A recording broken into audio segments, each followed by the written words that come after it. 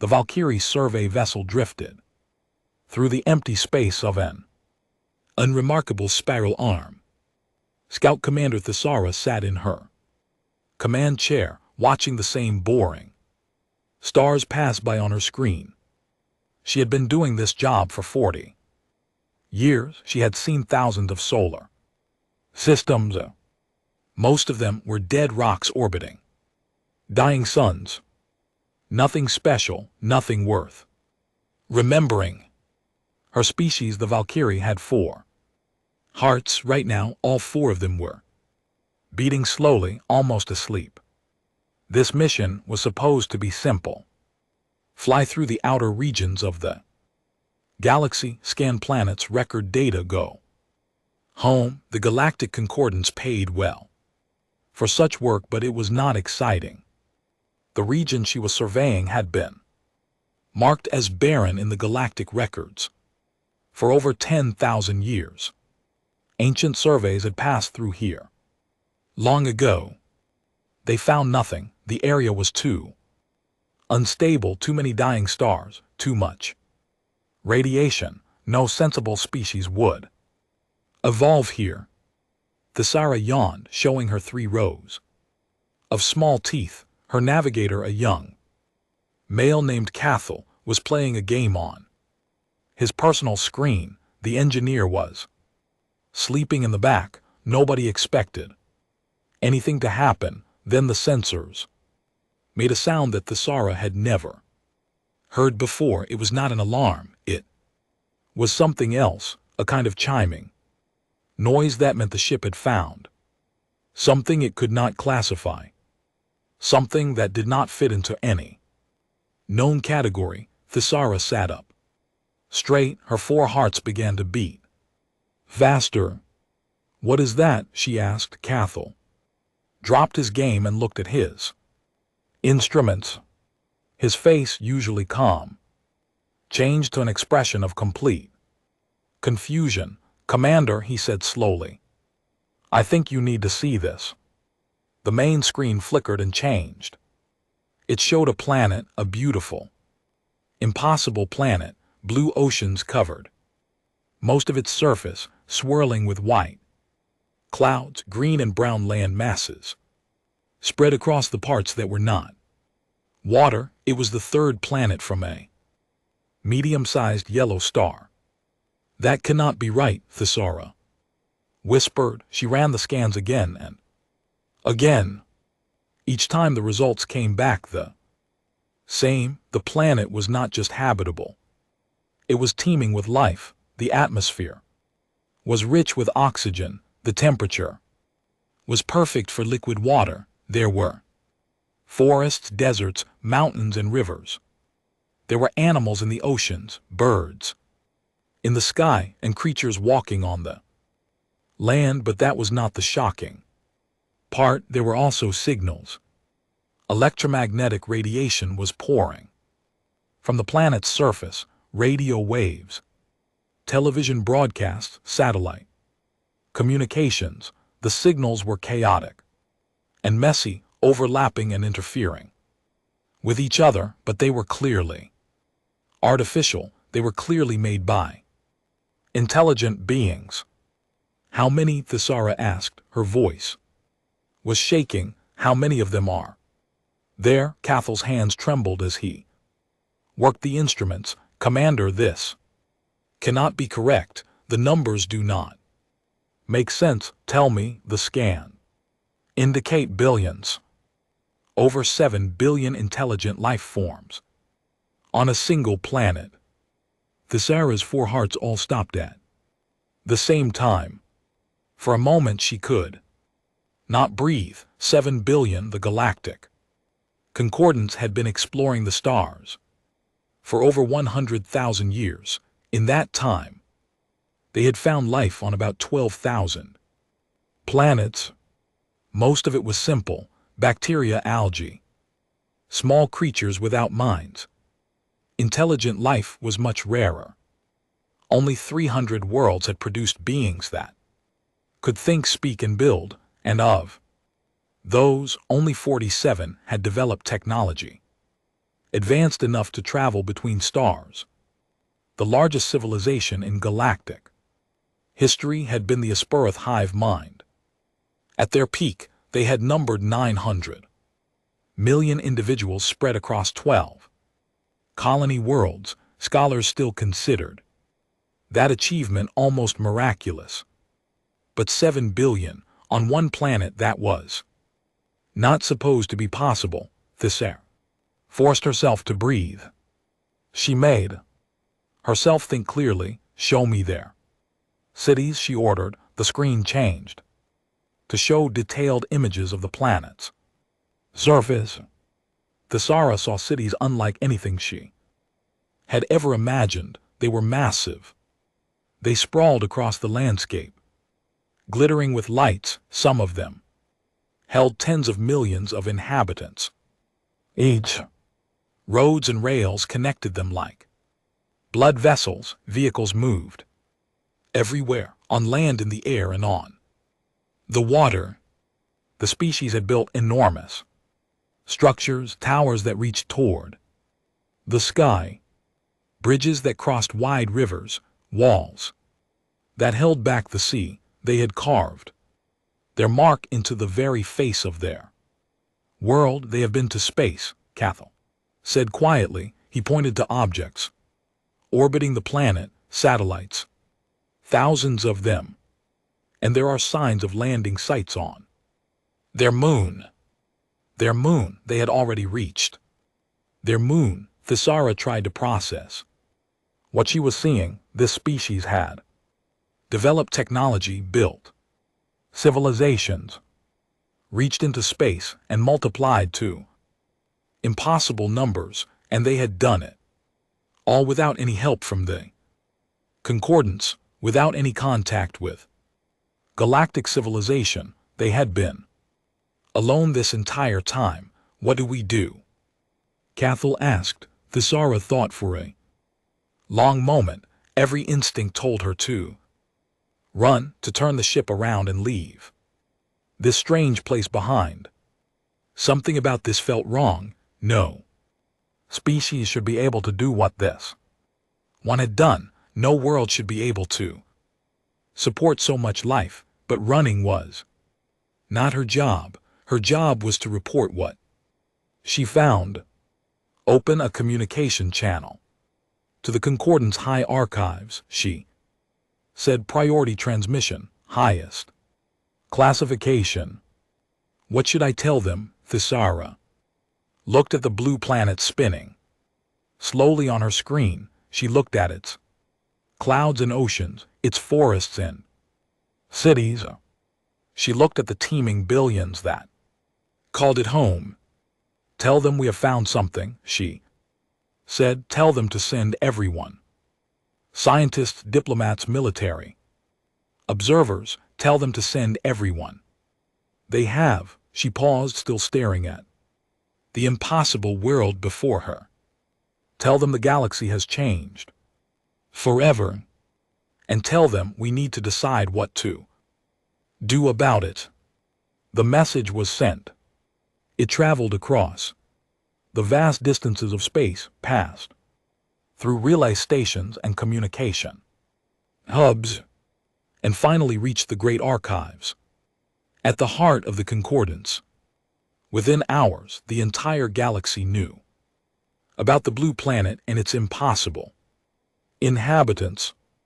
Within days, the first research vessels were on their way, and across 100,000 worlds, trillions of beings looked toward that distant spiral arm and wondered the same thing. Who were these creatures? Where had they come from? And what would happen when the two civilizations finally met? The galaxy held its breath and waited. Nobody knew it yet, but nothing would ever be the same again. Scholar Prime Velequin had studied alien civilizations for 300 years. He had written books about the rise and fall of empires.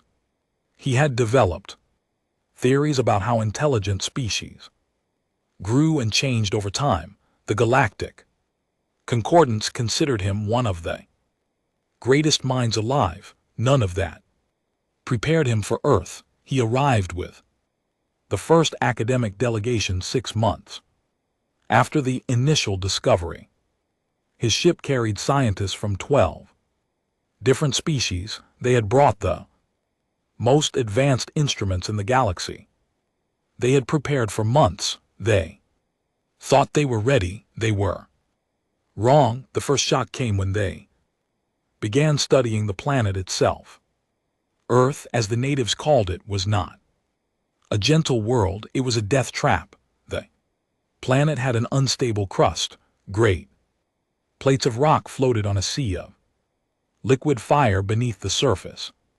These plates moved constantly, crashing into each other, pulling apart, sliding underneath one another. The result was earthquakes, volcanic eruptions, and tsunamis.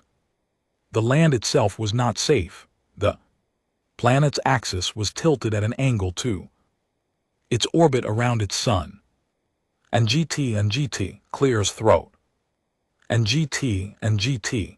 This meant that different parts of the world experienced extreme changes in temperature throughout the year, summers that burned and winters that froze. Most galactic species required stable conditions to survive. Earth did not offer stability.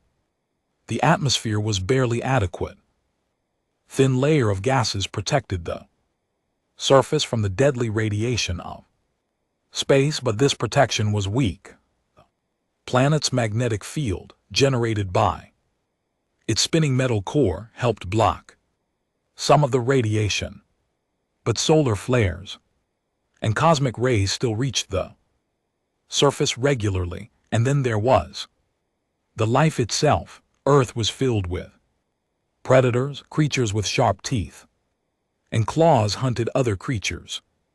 Parasites lived inside other animals, eating them from within. Bacteria and viruses caused terrible diseases.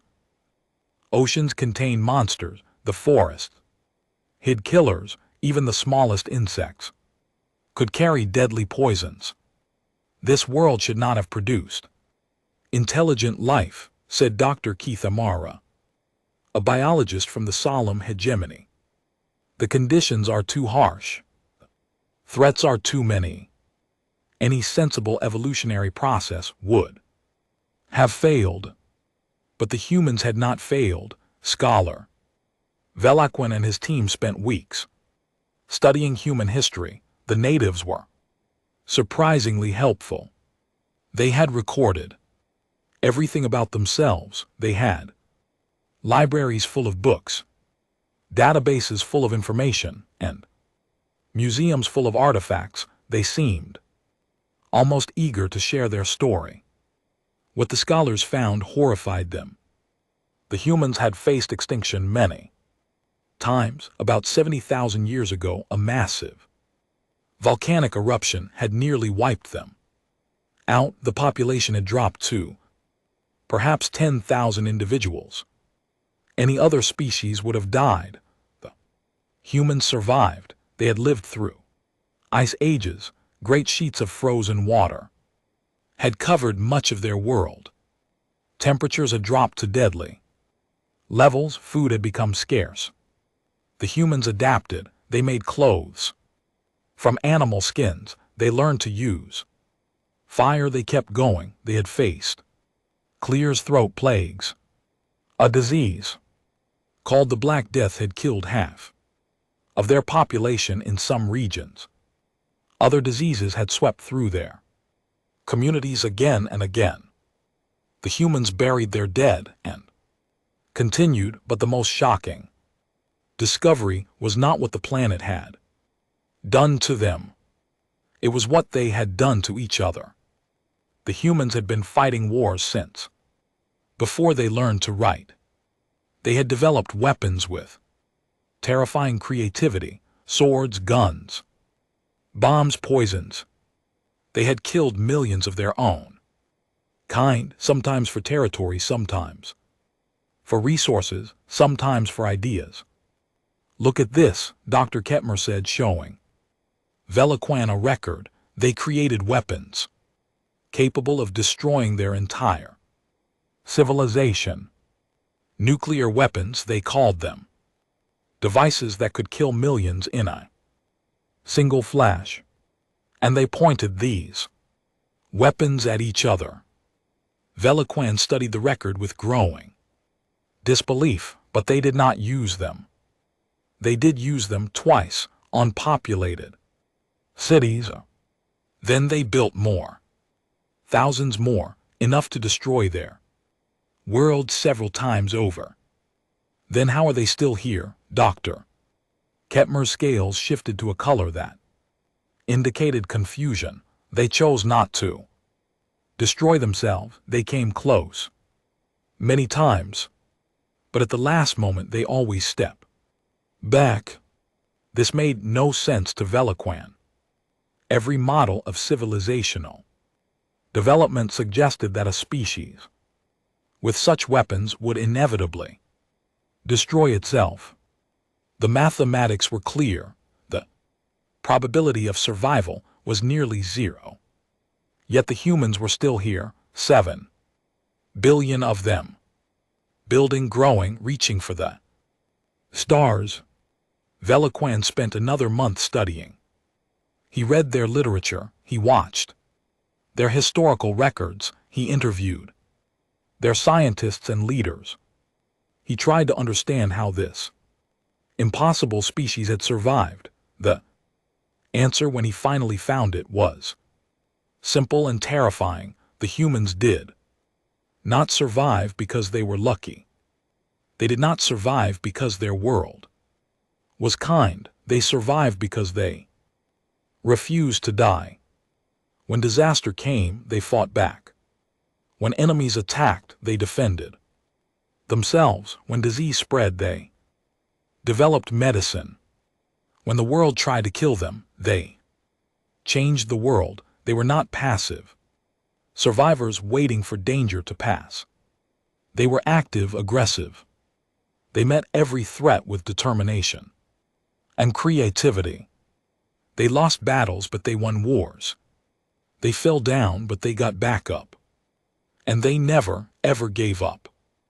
Veliquan wrote his report to the concordance. He chose his words carefully. He knew that what he was about to say would change everything.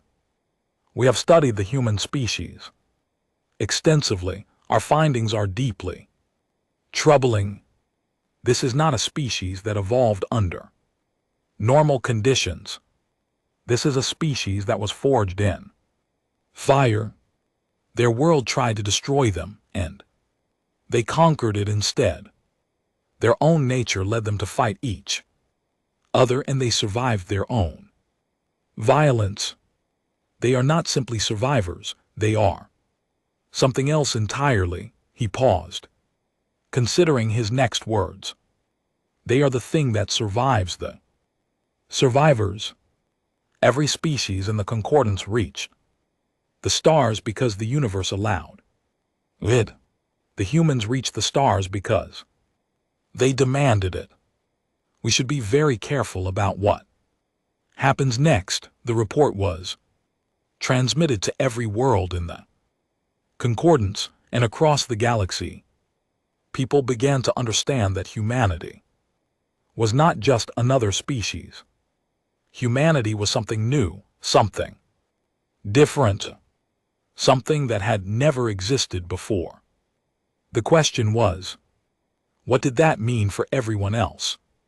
The Concordance Council had not held an emergency session in 11,000 years.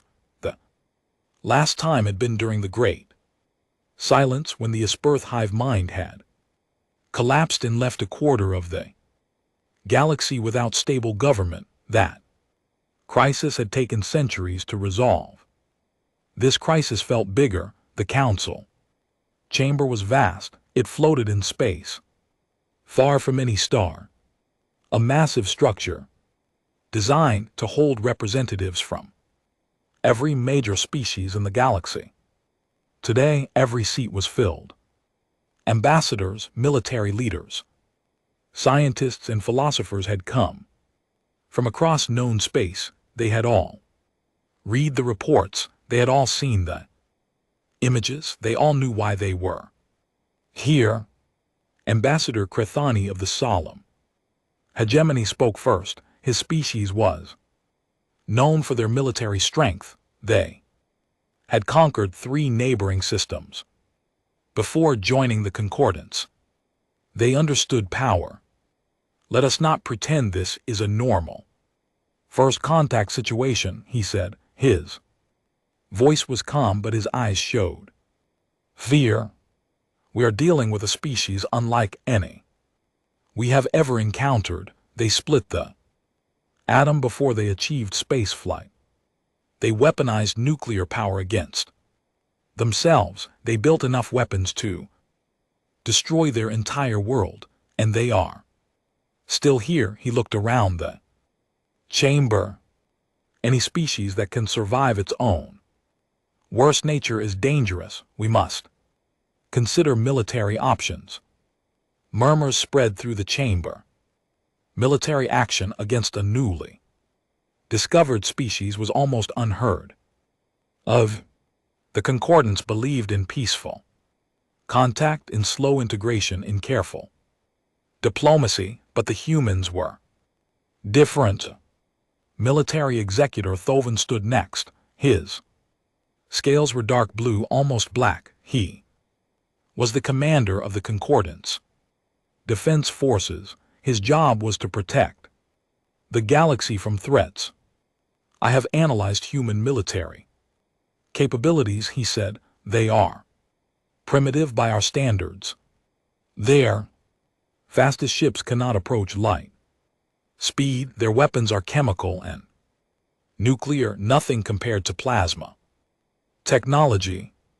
In a direct confrontation, we would win easily. Relief began to spread through the chamber. But Thoven was not finished, however. He continued, I have also analyzed their rate of technological development. They invented powered flight just over a century ago. Within 50 years they landed on their moon. Within Clear's throat another 50 they had space stations, satellite networks, and probes leaving their solar system. He displayed charts showing the data. At their current rate of advancement, they will match our technology within 200 years. They will surpass us within 500, and that assumes they do not accelerate further. The chamber fell silent. 500 years was nothing. Many of the species present had lifespans longer than that. Many of the civilizations represented had existed for tens of thousands of years. 500 years was tomorrow. There is more, Thoven said. I have studied their wars. They are extremely creative when it comes to conflict. They develop new weapons, new strategies, new tactics at an alarming rate. Every war teaches them something. Every defeat makes them stronger. If we fought them today and won, I believe they would learn from the experience. They would adapt, and the next fight would be much harder. The hive mind collective of Aspires spoke next. They communicated through a single drone, a small insectoid creature that carried the thoughts of billions. We have attempted to model human behavior, the drone said in its flat, mechanical voice. We have failed. They do not behave like any species in our database. They are not consistently aggressive or peaceful. They are not consistently logical or emotional. They hold contradictory beliefs at the same time. They can be kind and cruel within the same moment. The drone paused. We call this multirationality. They do not follow one set of rules. They follow many sets of rules, switching between them as needed. This makes them unpredictable. We cannot anticipate their actions. We cannot Calculate their responses, they are in a mathematical sense chaotic. This news disturbed the chamber even more than the military analysis. Galaxy ran on prediction. Trade, agreements, diplomatic treaties, economic planning, all depended on being able to forecast what other species would do. A species that could not be predicted was a species that could not be trusted. Finally, the eldest member of the council spoke. First light of morning was a crystalline being. Her species did not have bodies in the normal sense. They were living minerals, crystal formations that somehow thought and felt. First light had been alive for 300,000 years. She remembered events that other species knew only from ancient records. You are all missing the point, she said. Her voice sounded like wind chimes, beautiful and strange. You look at the humans and see a threat, you see danger, you see a species that might one day harm us. She pulsed with soft light. But you do not see what they truly are. Every species in this chamber, every civilization in the concordance, we all reached the stars because our worlds were kind to us. We evolved on planets that protected us, that fed us, that allowed us to grow. We are the children of gentle parents. The light inside her shifted colors. The humans are not like us. Their world was not kind. Their world tried to kill them every day. And instead of dying, they conquered it. They did not just survive, they thrived. They built civilizations that should be impossible. They reached for the stars when they should have been crawling in the dirt. She looked around the chamber. The question is not whether they are dangerous. Of course they are dangerous. Everything that survives what they survived is dangerous. The question is, what does their existence mean for us? The chamber waited. It means the universe is not what we thought it was. It means that survival is not about finding safe places to hide. It means that somewhere out there, in the chaos and violence and struggle, there is a species that refused to accept limits, and now that species is looking up at the stars, looking for us. First light's crystals hummed. We must decide who we want to be when they find us. Do we want to be enemies? Do we want to be teachers? Do we want to be friends? We must choose, and we must choose wisely, because whatever we decide, the humans will respond. And if there is one thing I have learned from studying them, it is this. Her voice dropped to a whisper. They always respond. The council debated for 3 more days. In the end, they chose to make contact, carefully, cautiously, with hope that this strange species could become an ally rather than an enemy. But deep in their hearts, everyone in that chamber knew the truth. The galaxy would never be the same. Thesara had never expected to see Earth again. After her discovery, she had returned home to her quiet life of survey work. She had given interviews, she had received medals, she had become famous across the galaxy as the scout who found humanity.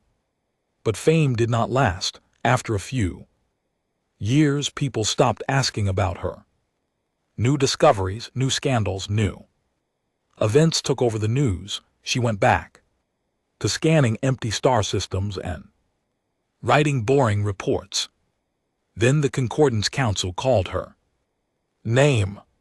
They wanted her to lead the first contact delegation. She, Thesara, a simple survey scout with no diplomatic training and no experience with alien species. She thought it was a joke at first, then she thought it was a punishment. Finally she understood. The council was Afraid. Everyone who had studied humanity was afraid. They needed someone who had seen the humans first, someone who understood that fear but could push past it. They needed someone brave enough to walk into the unknown, or maybe they just needed someone expendable. Either way, Thesara accepted the mission. The delegation traveled to Earth in a ship designed to impress. It was huge, elegant, and filled with the best technology the Concordance could offer. The humans would see it and understand that they were dealing with an advanced civilization. That was the plan anyway. The humans detected them before they even reached the outer planets. Within hours of entering the solar system, the delegation began receiving signals. At first, Thesara thought they were warnings, military challenges, demands to identify themselves. She was wrong. The signals were greetings. The humans were broadcasting music, mathematical formulas, images of their art, recordings of their languages. They were not preparing for war, they were preparing for a party. "They know we are here," said one of the diplomats, a Valkyrie elder named Torsion. "They know we are alien, and their response is to send us songs." Thesara watched the signals flood into their ship. She saw paintings and sculptures. She heard orchestras and rock bands. She read mathematical proofs and poetry. "They are introducing themselves," she said quietly. "They want us to know who they are." The delegation landed outside a human city called New York. Millions of humans lived there, packed together in towers of glass and steel. The streets were crowded. The noise was constant. It was overwhelming, but the humans had prepared a welcome. They had cleared a space near a large building with flags from many nations. Crowds lined the streets, held back by barriers. They were not screaming in fear. They were cheering. Some of them held signs. "Welcome to Earth. We come in peace. Take me to your leader." Thesara did not understand all the words, but she understood the feeling. These people were excited. The first meeting took place inside a building called the United Nations. Representatives from human governments had gathered there. They sat in rows, wearing formal clothes, watching with curious eyes as the alien delegation entered. Thesara had prepared a speech. It talked about the Concordance, about galactic history, about the hope for peaceful relations. She had practiced it many times. She never gave it. The moment she stepped up to speak, a human leader raised his hand. "Before you begin," he said, "we have questions. Many questions, if you don't mind." Thesara hesitated. This was not how first contact was supposed to work. The advanced civilization was supposed to explain things. The new species was supposed to listen and learn. But the humans did not seem to know this protocol. "What questions?" she asked. The flood began. "How does faster than light travel work? How many species are in the galaxy? How old is the Concordance? What is your government like? Do you have religion? Do you have art? Do you have families? What do you eat? How do you communicate? Why did you come here? What do you want from us?" The questions came from everywhere. Scientists, politicians, reporters, ordinary citizens. They asked about physics and philosophy, about economics and entertainment, about everything and anything. Thesara tried to answer. So did the other members of her delegation. But for every question they answered, 10 more appeared. The humans were not satisfied with simple explanations. They wanted details. They wanted to understand. During a break in the formal meetings, a human approached Thesara. She was a scientist, a woman named Dr. Elena Vasquez. She had dark hair, kind eyes, and a smile that seemed genuine. "You're afraid of us," Dr. Vasquez said. Thesara's skin changed color, showing her surprise. Humans were not supposed to be able to read Valkyrie emotions. "Yes," she admitted. "We have studied your history. We know what you are capable of." Dr. Vasquez nodded slowly. "We know, too. We've lived with that knowledge for a long time. We've seen the worst of ourselves. We've stood at the edge of destruction and looked into the darkness. Then you understand our concern." "I do," the human paused, "but I've also seen the other side. I've seen people risk their lives to save strangers. I've seen doctors walk into war zones to help the wounded. I've seen artists create beauty in the darkest times. I've seen ordinary people do extraordinary things because they believed it was right." She looked up at the stars visible through a window. "We've been waiting for this moment. Since we first looked up at the sky, we always wondered if we were alone. We hoped we weren't. We dreamed of meeting others, of learning from them, of becoming part of something bigger than ourselves." Dr. Vasquez turned back to Thesara. "We're not perfect. We know that. We've made terrible mistakes. We'll probably make more, but we're also capable of amazing things. We can change. We can grow. We can be better." Her voice became soft. "Give us a chance. That's all we ask. Give us a chance to show you who we can be." Thesara looked at this human, this representative of a species that had survived everything the universe could throw at it. She saw hope in those eyes. Real, genuine hope. For the first time since arriving on Earth, Thesara felt her fear begin to fade. "I will tell the Concordance what you have said," she replied. "I will tell them about your questions, your curiosity, your hope. I cannot promise what they will decide, but I will tell them." Dr. Vasquez smiled. "That's enough. That's a start." Thesara returned to the Concordance. With her report, she told them everything she had seen and heard. She told them about the questions and the songs and the hope, and for the first time in galactic history, the response was not analysis or concern.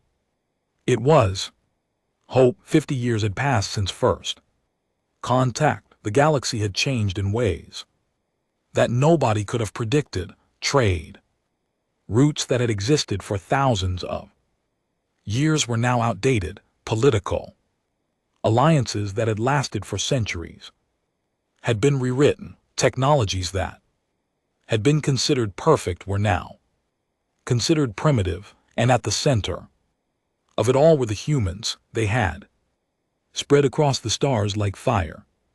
Through dry grass, human colonies appeared on dozens of worlds. Human ships traveled every major trade route.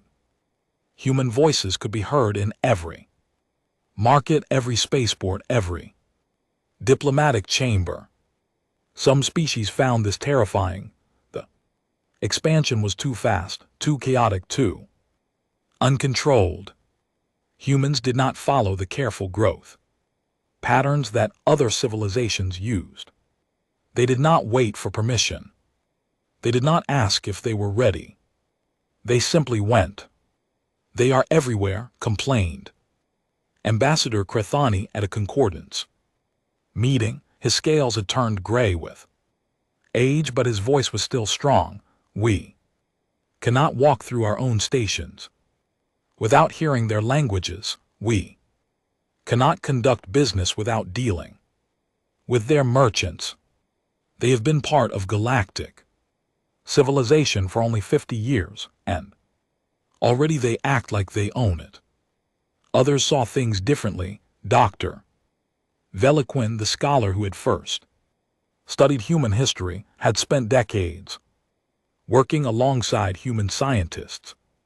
He had watched them solve problems that had puzzled galactic researchers for centuries. They think differently than we do, he explained to his students. When we encounter a problem, we study it, we analyze it, we try to understand it completely. Before we act, the humans do something else. They try things, they experiment. They fail and then they try again. They are not afraid of mistakes. This approach had led to breakthroughs that amazed the galaxy. Human engineers had improved the standard faster than light engine. They had reduced travel times by a factor of 12. Journeys that once took months now took weeks. Journeys that took weeks now took days.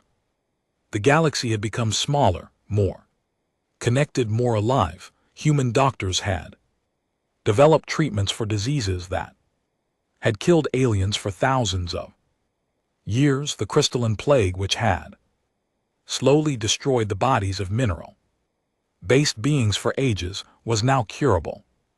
A human researcher named Dr. James Chen had found the solution in 3 years. Working in a small laboratory with limited resources. How did you do it? The crystalline beings had asked him. I tried everything that seemed stupid, he replied with a smile. The smart approaches had already failed. Human artists had created works that moved beings across the galaxy to tears. Their music combined sounds in ways that alien composers had never imagined. Their paintings used colors and shapes that seemed impossible. Their stories explored emotions that other species had forgotten they could feel. But it was not the technology or the art that changed things the most. It was the philosophy. The Concordance had always operated on a principle of careful stability. Growth was slow and controlled. Innovation was tested for centuries before being adopted. The goal was survival through caution. The humans called the stagnation. They had different words, words that did not translate well into most galactic languages. Progress, ambition, growth, potential. They believed that standing still was the same as falling behind. They believed that safety without advancement was just a slow death. You have been doing the same things for 100,000 years, a human diplomat said at a Concordance meeting. Your technology has barely changed. Your societies have barely changed. Your thinking has barely changed. Don't you want more? Don't you want to become something greater than you are? The question sparked debates that lasted for years. Some species agreed with the humans. They began to experiment, to change, to grow. Other species rejected the human philosophy. They clung to the old ways, the safe ways, the proven ways. But nobody could ignore the results. Worlds that adopted human ideas flourished. Their economies grew. Their populations expanded. Their people reported feeling something that had been missing for centuries: excitement about the future. The humans brought problems too. They could not help it. Their conflicts followed them across the stars. Human factions argued with each other, competed with each other, sometimes fought with each other. Their politics were messy and loud. Their debates could turn into shouting matches. Their disagreements could turn into crises. They are exhausting, admitted first light of morning at what she knew would be her final council meeting. She had lived for over 300,000 years, Soon she would enter the long silence, the final rest of the crystalline beings. They argue about everything, they question everything.